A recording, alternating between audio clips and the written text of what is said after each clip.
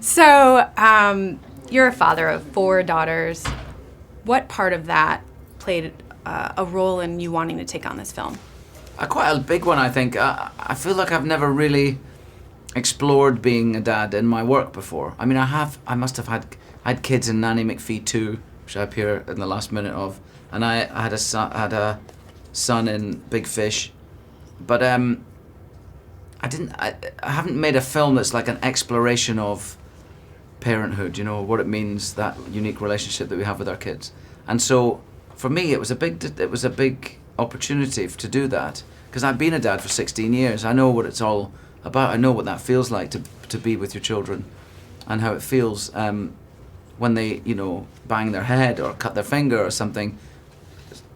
So to imagine what it might be like to be in a situation like this, to be caught in a natural disaster like the tsunami in 2004, is almost unimaginable. So I felt like it was an opportunity to explore something that's very important to me in my work.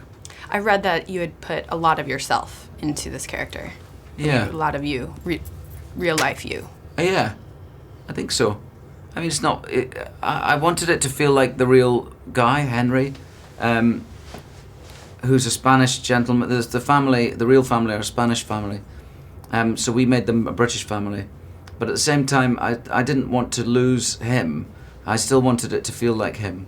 And so all of the decisions that he made, and his storyline is exactly as his storyline was for real. I mean, all the decisions that you see him making in this film are decisions that he really made in that time. But at the same time, I didn't feel the need to change my accent, or I wanted it to be very...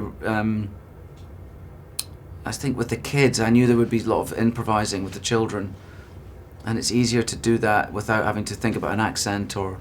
There was no need for him to be English as opposed to Scottish or something like that. Did you talk about, you must have felt a great responsibility to tell this story in the most truthful way. I did. I felt that that was our ultimate responsibility to the people that lost their lives there and the people that lost their loved ones there.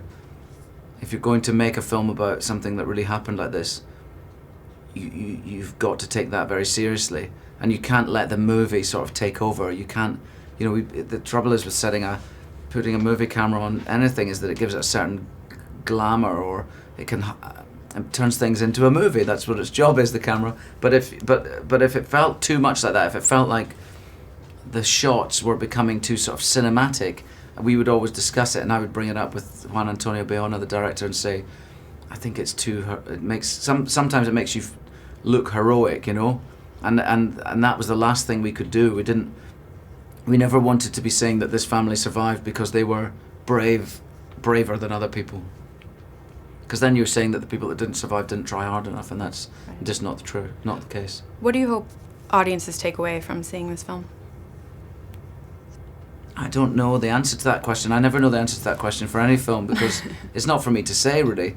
I mean, our job was to make the film really truthful and honest, because that was our responsibility. And we did that as best we could.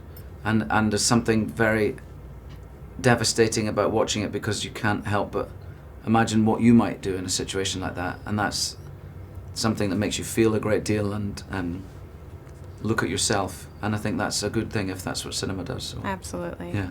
Hey guys, if you like this video, make sure to stop what you're doing and subscribe to our AMC Theaters YouTube channel to keep up to date on all the movie news, editorials, and our AMC Movie Talk Show. Also, make sure to follow us on Facebook and Twitter to hear about all our special promotions, contests, and prize giveaways.